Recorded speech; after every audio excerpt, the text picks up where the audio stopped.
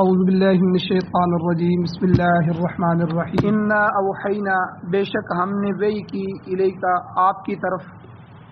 کما اوحینا جیسا کہ ہم نے وحی کی تھی الی نوح علیہ السلام کی طرف والنبیین من بعدہ اور ان کے بعد بھی بہت سے نبیوں کی طرف واوحینا اور ہم نے وحی نازل کی الی ابراہیم و اسماعیل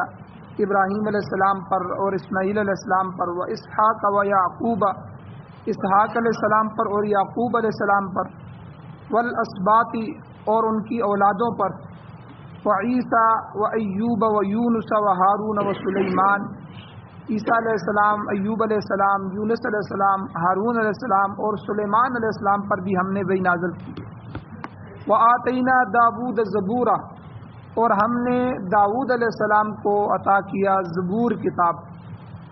وَرُسُلًا قَدْ قَصَصْنَاهُمْ عَلَيْكَ مِن قَبْلُ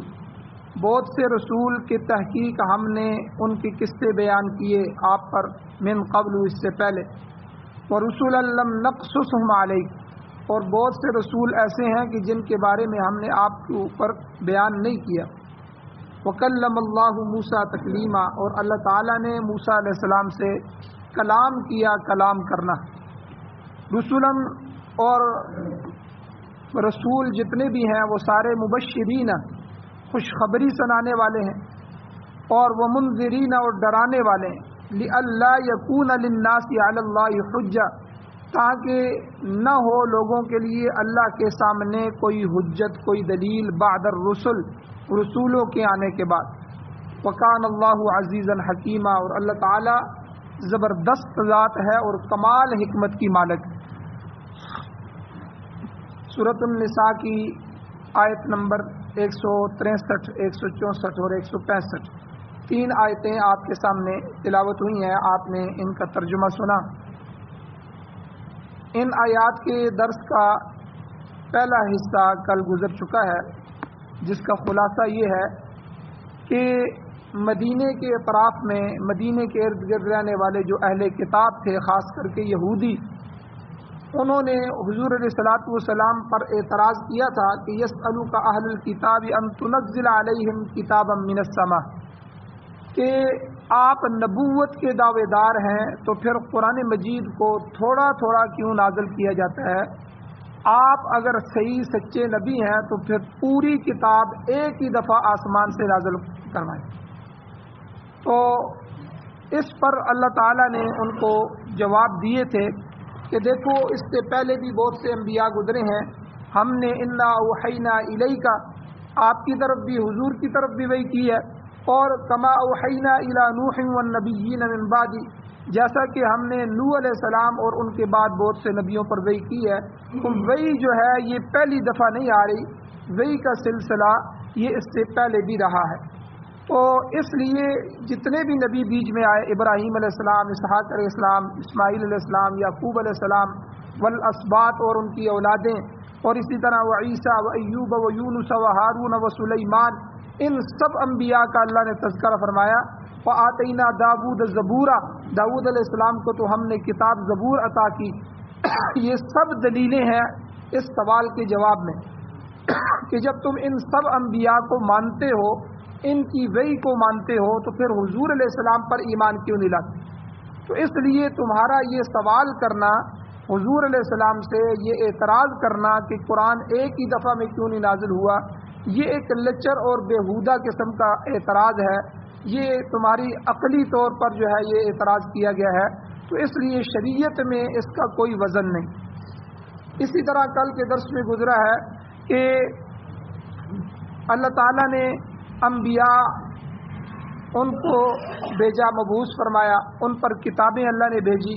اور بعض انبیاء پر چھوٹے چھوٹے صحیفے بھیجے کتنے نبی اور کتنے رسول اللہ نے بھیجے اور کتنی کتابیں آئیں یہ سارا تذکرہ کل کے درس میں گزر چکا ہے اور پھر آدم علیہ الصلوۃ والسلام سے آگے پھر ان کے صلبی بیٹے حضرت شیث علیہ السلام پھر آگے ان کی نسل میں حضرت ادریس علیہ السلام پھر آگے نوح علیہ السلام تک یہ ابتدائی دور دنیا کا گزرا ہے پھر نوح علیہ السلام کے زمانے میں آ کے امتحان ہوا اور ان میں سے اکثر لوگ ناکام ہو گئے جو کشتی نوح پر سوار تھے وہی جو ہے وہ چند لوگ بچے، آگے انہی سے دوبارہ اللہ نے دنیا کو آباد کیا، تو اس سے پہلے پھر سارے لوگ جتنے تھے وہ غرق ہو گئے، ان کو پانی میں غرق کر دیا گیا۔ اب آگے اللہ تعالیٰ نے ارشاد فرمایا کہ معروف اور غیر معروف انبیاء کہ حضور وَرُسُلًا قَدْ قَصَصْنَاهُمْ عَلَيْكَ مِن قَبْلُ، آپ سے پہلے ہم نے بہت سے رسول بھیجے، ان میں سے ہم نے قرآن پاک میں کچھ کا ذکر کر دیا ہے۔ تو قرآن مجید میں یاد رکھیں 26 یا 27 انبیاء کے نام آتے ہیں یا ان کے لقب جو ہیں ان کا تذکرہ موجود ہے۔ تو اس کے علاوہ باقی اللہ نے فرمایا وَرُسُلًا لَمْ نَقْصُصْهُمْ عَلَيْكَ، ایسے رسول اور انبیاء بھی ہیں کہ جن کا ہم نے آپ سے ذکر نہیں کیا، یعنی حضور کو بھی نہیں بتایا گیا۔ تو اس سے یہ بات معلوم ہوئی اس آیت سے کہ ایمان بالرسل جو ہے کہ رسولوں پر ایمان لانا، تمام انبیاء کا جو نام ہے اسماء گرامی ہے یا ان کے کارنامے ہیں کہ انہوں نے کیا کارہائے نمایاں کیے، ان کا جاننا ضروری نہیں، بلکہ سارے انبیاء پر اجمالی طور پر 1,24,000 انبیاء جو ہیں ان سب پر اجمالی طور پر مجمل اور مختصر طور پر ایمان لانا ضروری ہے۔ وہ کیا کہ اللہ تعالیٰ نے جب بھی کوئی نبی بھیجا، جہاں بھی کسی نبی کو مبعوث فرمایا ہے، ہمارا ان سب پر ایمان، وہ سب اللہ کے سچے نبی تھے جو اپنے اپنے زمانے میں اپنے اپنے قوموں اور لوگوں کی ہدایت کے لیے تشریف لائے تھے۔ سورہ بقرہ میں گزر چکا ہے کہ اللہ تعالیٰ فرماتے ہیں کہ یوں کہو تم کہ ہم اللہ پر ایمان لائے اور اس چیز پر ایمان لائے جو ہماری طرف نازل کی گئی ہے یعنی قرآن مجید، اور اس چیز پر بھی ہم ایمان لائے ہیں جو ابراہیم علیہ السلام، اسماعیل علیہ السلام، اسحاق علیہ السلام اور یعقوب علیہ السلام اور ان کی اولادوں پر اتاری گئی ہے۔ وما اوتی النبیون من ربہم، اور اس چیز پر بھی ہم ایمان لائے ہیں جو تمام انبیاء کو ان کی رب کی طرف سے عطا کی گئی۔ تو یعنی اللہ تعالیٰ نے ایمان لانے میں اس طرح اجمال کے ساتھ کہ بھئی اس لیے تمام نبیوں کا جاننا ضروری نہیں ہے، تمام نبیوں کا جو ہے وہ نام یاد رکھنا ضروری نہیں ہے، تمام نبیوں کا اپنی قوم کے اندر جو ہے وہ کارنامے اور دعوت و تبلیغ کے مناظر کو یاد رکھنا ضروری نہیں ہے، بلکہ ہر زمانے میں ہر قوم کی طرف جو رسول آئے ہیں اللہ تعالیٰ نے قرآن مجید میں فرمایا لِكُلِّ قَوْمٍ ہاد، ہر قوم کے لیے ایک ہادی اور رہنما آیا ہے، ہر قوم کے لیے ہم نے پیغمبر، رسول، نبی، ہادی، مقتدا، پیشوا بھیجا ہے۔ تو ہم انہیں جانتے ہیں، آپ بعض کو جانتے ہیں بعض کو نہیں جانتے، بہرحال آپ کے لیے، لوگوں کے لیے ان پر ایمان لانا ضروری ہے۔ یہ ایمان مفصل میں جو ہم کہتے ہیں آمنت باللہ و ملائکتہ و کتبہ، کہ ہم اللہ پر، اس کے ملائکہ پر، اس کی کتابوں پر، اور ورسلہ،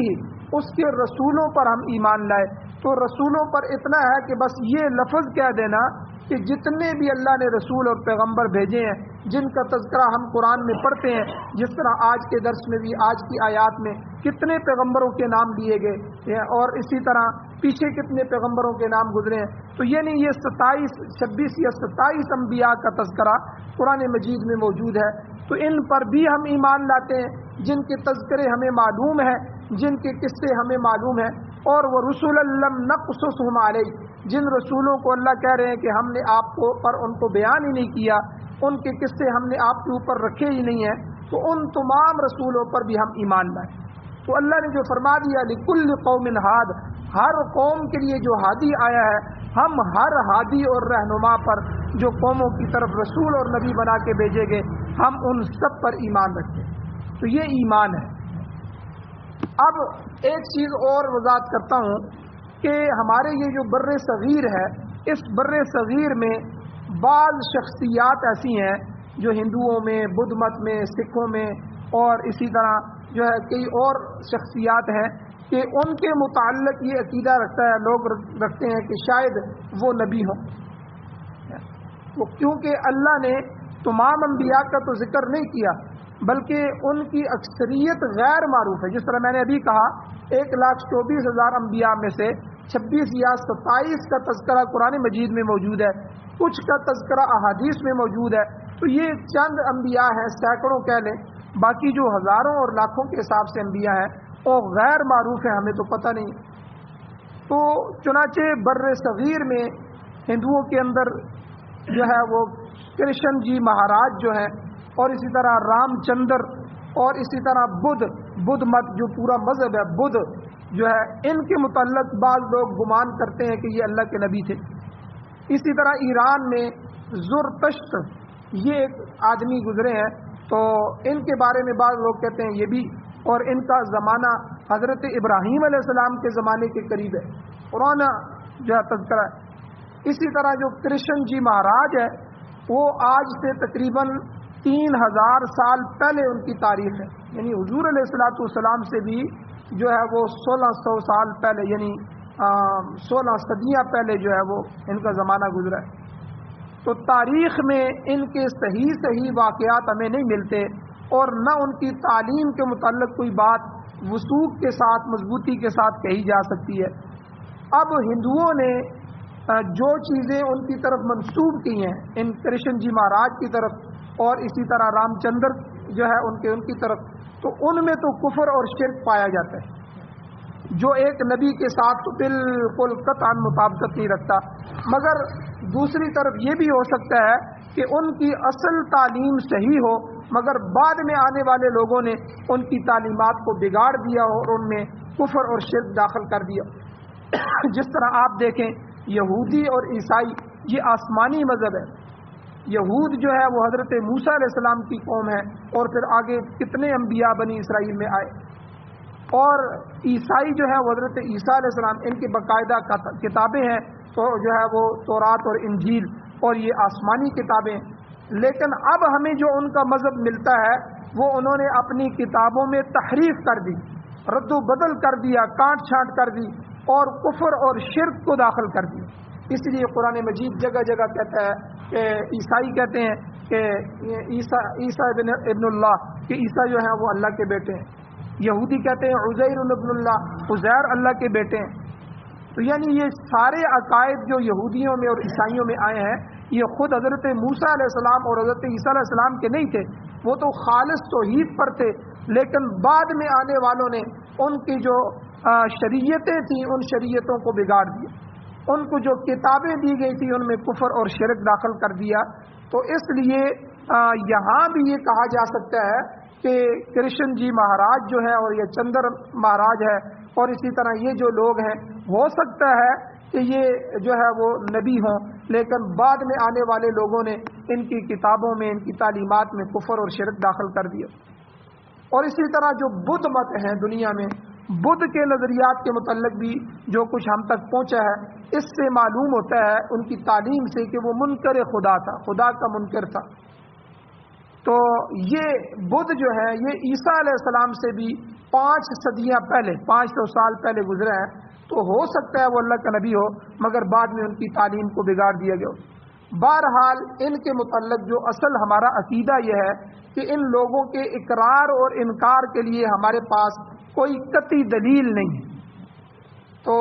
اس لیے ہم مطلق جو ہے وہ ایمان رکھتے ہیں کہ ہمارا ایمان اس حد تک ہے کہ ہم نہیں جانتے،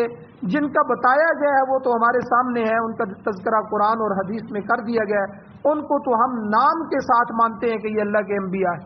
اور جن کا نام، تذکرہ، قصے، واقعات اور جن کے تذکرے ہمیں نہیں بتائے گئے، تو ان کے بارے میں اجمالاً ہمارا عقیدہ ہے کہ اللہ کے تمام انبیاء اور رسول برحق ہیں، جو بھی آئے، جہاں جہاں بھی آئے وہ برحق۔ اسی طرح ذی الکفل کا نام قرآن مجید میں آتا ہے، کفل، مگر ان کے متعلق مزید تفصیلات قرآن مجید میں بھی اور احادیث میں بھی موجود نہیں۔ بعض مفسرین نے کفل کو کپل کی بستی کی طرف منسوب کیا، یہ ہندوستان کے اندر صوبہ بہار کے اندر ایک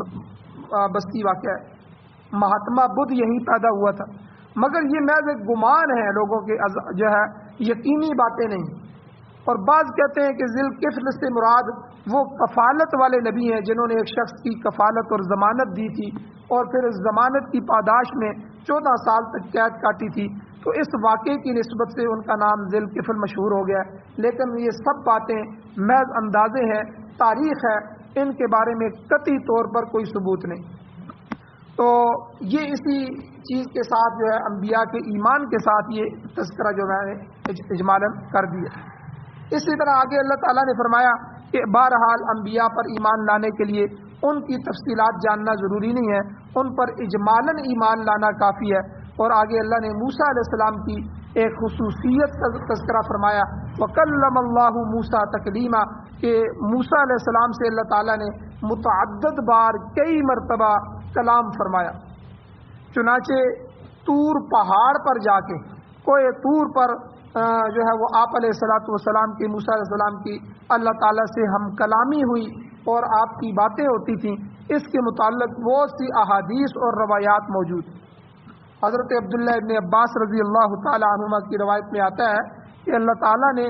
بعض انبیاء کو یہ خصوصیت عطا فرمائی، جیسے حضرت موسیٰ علیہ السلام کے لیے تکلم کی خصوصیت ہے، اسی طرح یہ خصوصیت حضور علیہ السلام کو بھی عطا کی گئی کہ آپ جب معراج پر گئے تو معراج کے موقع پر عالم بالا کے اوپر جا کے اللہ تعالیٰ کی رؤیت آپ کو نصیب ہوئی۔ تو یہ موسیٰ علیہ السلام کی خصوصیت بھی یہاں اللہ نے بیان فرما دی کہ انہوں نے وَكَلَّمَ اللَّهُ مُوسَىٰ تَكْلِيمًا، کہ موسیٰ علیہ السلام نے اللہ تعالیٰ سے کلام کیا، گفتگو فرمائی۔ آگے اللہ تعالیٰ نے ایک ضابطہ بیان فرمایا کہ رسلا مبشرین، کہ ہم نے خوشخبری دینے والے رسول مبعوث فرمائے۔ خوشخبری کس کی ہوتی ہے؟ ایمان کی۔ ایمان کے ساتھ خوشخبری ہے، نیکی کے ساتھ، آمنوا وعملوا الصالحات، جو ایمان لائے اور نیک اعمال کیے کہ ہم نے ان کے لیے جنات بنا دی جن کے نیچے نہریں جاری ہوگی، جو ایمان لائے نیک اعمال کیے۔ تو ایمان اور نیکی، نیک عمل کی بنا پر خوشخبری دینے والے انبیاء آئے اور انہوں نے لوگوں کو کہا دیکھو ہم اللہ کے نبی ہیں، ہمیں مان لو، ہم پر ایمان لے آؤ، اور اسی طرح نیک اعمال کرو، جو اللہ تعالیٰ تمہیں کہہ رہے ہیں وہ کرو، جن سے روکا جا رہا ہے تو رک جاؤ، امر بالمعروف نہی عن المنکر، تو پھر تمہارے لیے اللہ کی رضا ہوگی، جنتیں ہوں گی، خوشخبریاں ہوں گی۔ تو یہاں اللہ نے فرمایا رسلا مبشرین، رسول جتنے بھی آئے وہ خوشخبری بھی دینے والے تھے، اور اسی طرح قرآن مجید میں دوسری جگہ فرمایا ان لہم قدم صدق، ان کے لیے ان کے رب کے ہاں سچائی کا قدم ہے، سچائی کا پایا ہے، یعنی تمہارے نیک اعمال کا بدلہ یقیناً تمہیں ملے گا، اللہ تم پر راضی ہو جائے گا، تمہیں درجات ملیں گے اور اللہ کے ہاں نجات حاصل ہو جائے گی۔ اور دوسرے نبی کیا کرتے تھے؟ وہ منذرین، اللہ نے جتنے بھی نبی بھیجے وہ ڈرانے والے بھی تھے، گویا کہ انذار اور تبشیر، خوشخبری دینا اور ڈرانا، یہ ہر نبی کی صفت ہے۔ اللہ نے ہر نبی کو یہ حکم دیا کہ جو اہل ایمان ہیں، ایمان لانے والے ہیں اور جو نیک اعمال کرنے والے ہیں ان کو خوشخبریاں سناؤ، اور جو نافرمان ہیں اور اللہ کے حکم کی حکم عدولی کرنے والے ہیں اور نافرمانی اور گناہ کے اندر زندگی گزارنے والے ہیں اور باغی قسم کے لوگ ہیں، تو ان نافرمانوں کو برے انجام سے خبردار کر دو، ان کو ڈراؤ۔ سورہ مدثر کے اندر اللہ تعالیٰ فرماتے ہیں، حکم ہے حضور علیہ السلام کو کہ اے میرے نبی قم فانذر یا ایھا المدثر، اے میرے نبی قم فانذر، آپ اٹھیے اور لوگوں کو ڈرائیں، انہیں بتائیں کہ تم کفر کے اندر مبتلا ہو، تم شرک کے اندر مبتلا ہو، تم مشرکین مکہ جو ہے وہ تم جو ہے ایک اللہ کو چھوڑ کے سینکڑوں جو ہے وہ بتوں کی عبادت کرنے والے ہو، ان کو خدا اور معبود بنانے والے ہو، حالانکہ حقیقت میں جو ہے وحدہ لا شریک ذات جو ہے وہ اللہ کی ذات۔ تو یہ حضور کو فرمایا قم فانذر۔ چنانچہ پھر حضور علیہ السلام نے کیا کیا؟ اہل مکہ کو، مکہ والوں کو صفا پہاڑی پر جمع فرمایا۔ صفا اور مروہ جو پہاڑی ہے، جو صفا پہاڑی ہے، صفا پہاڑی میں جمع کیا اور پھر ان سے تصدیق کروائی حضور نے، کیا مجھے سچا مانتے؟ انہوں نے کہا بالکل سچا مانتے۔ اپنی تصدیق کروائی۔ اگر میں تمہیں یہ کہوں کہ یہ دیکھو پہاڑ کے پیچھے سے ایک لشکر آ رہا ہے تمہارے اوپر حملہ کرنے والا ہے، کیا میری بات کو مانو گے؟ حضور آپ سچے ہیں، ہم بالکل مانیں گے، آپ کہنا کیا چاہتے ہیں آپ کہیں۔ حضور علیہ السلام نے فرمایا اگر یہ بات ہے تو دیکھو انی لکم نذیر بین یدی عذاب شدید، میں تمہیں خبردار کرتا ہوں کہ ایک بڑا عذاب آنے والا ہے، اس سے بچ جاؤ۔ اگر ایمان نہیں لاؤ گے تو یقیناً بڑے عذاب میں مبتلا ہو جاؤ گے۔ یہ جب مشرکین نے سنا تو سخت غصے میں آ گئے، سیخ پا ہو گئے، گالیاں دیتے ہوئے حضور کو وہاں سے نکل گئے، یہ تم کیا کہہ رہے؟ حالانکہ حضور نے تصدیق کروائی کہ مجھے سچا مانتے ہو تو یہ بھی مانو کہ میں یہ بھی سچ کہہ رہا ہوں۔ تو فرمایا اللہ کے نبی جتنے بھی ہیں رسلا مبشرین و منذرین، کہ وہ لوگوں کو خوشخبریاں بھی سناتے ہیں اور ڈراتے بھی۔ کیوں؟ لئلا یکون للناس علی اللہ حجۃ بعد الرسل، تاکہ رسول بھیجنے کے بعد اللہ کے سامنے لوگوں کے لیے کوئی حجت باقی نہ رہے۔ کل کو کوئی یہ نہ کہہ سکے کہ ہمیں تو اللہ کے احکام کا علم ہی نہیں ہوا، ہمیں تو پتہ ہی نہیں چل سکا کہ ہمارے اوپر کیا لازم ہے کیا نہیں ہے، ہمیں تو دعوت دینے والا ہی کوئی نہیں آیا۔ تو یہ حجت اللہ نے تام کرنی تھی بعد الرسل، رسولوں کو بھیج کے، تاکہ کل قیامت کے دن کوئی یہ نہ کہہ سکے کہ ہمارے سامنے ہمارے پاس کوئی اللہ کا نبی نہیں آیا جو ڈرانے والا ہوتا، جو ہمیں بتانے والا ہوتا، جو سنانے والا ہوتا، ہمیں بھی پتہ چل جاتا۔ تو اللہ نے فرمایا ہم نے رسول اور خوشخبری اور ڈرانے والے اس لیے بھیجے کہ اللہ یکون للناس علی اللہ حجہ، کہ لوگوں پر کوئی حجت کوئی دلیل باقی نہ رہے۔ اس لیے جب بندہ کسی کو سمجھا دیتا ہے یا اس کے سامنے دلیل پیش کر دیتا ہے تو اس کے بعد اس کے لیے کوئی حجت باقی نہیں رہتی۔ دنیا میں بھی ایسا ہے۔ اور جیسا کہ دوسری جگہ اللہ نے فرمایا کوئی یہ نہ کہے ما جاءنا من بشیر ولا نذیر، ہمارے پاس تو کوئی خوشخبری دینے والا کوئی ڈرانے والا نہیں آیا، بلکہ اللہ فرماتے ہیں فقد جاءکم بشیر و نذیر، تمہارے پاس تبشیر و انذار کرنے والے پیغمبر آ چکے ہیں، انہیں بھیج کر اللہ نے اپنی حجت پوری کر دی ہے۔ اب تمہارے پاس لا علمی کا کوئی بہانہ نہیں ہے، اللہ تعالیٰ اس کے رسولوں اور کتابوں پر ایمان لے آؤ، اسی میں تمہاری نجات۔ تو آخر میں مفسر قرآن امام بیضاوی رحمۃ اللہ علیہ اپنی تفسیر میں لکھتے ہیں کہ اللہ تعالیٰ نے ہدایت کے تمام سامان جو ہے وہ اپنی مخلوق کو مہیا کی، نبی بھیجے، کتابیں بیچیں، اور نبیوں پر ایمان لانے والے صحابہ جو تھے ان کو آگے کیا، تو یعنی ان کی تعلیمات کو باقی رکھا۔ یہ ساری چیزیں اللہ نے یہ سارا سامان ہدایت کا مہیا کر کے مخلوق پر اپنی حجت تام کر دی۔ سب سے پہلے اللہ تعالیٰ نے ہمیں خواص خمسہ دی۔ خواص خمسہ کے ہیں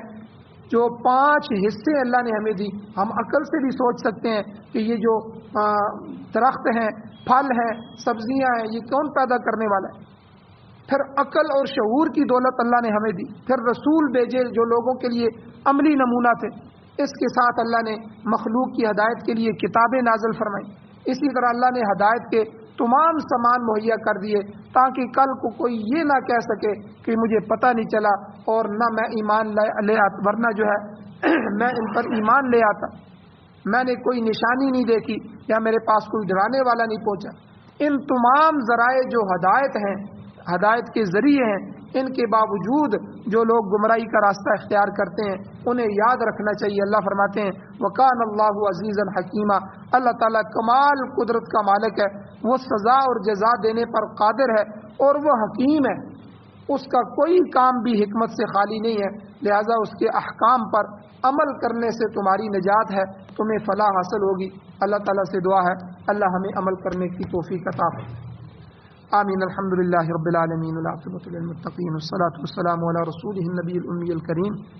یا اللہ ہماری کمیوں کوتاہیوں کو معاف فرمائیے، درگزر فرمائیے، صغیرہ کبیرہ گناہوں کو معاف فرمائیے، بیماروں کو شفا عطا فرمائیے، ہماری دعاؤں کو میں اپنے فضل و کرم سے قبول فرمائیے۔ صلی اللہ تعالی علی خیر خلقہ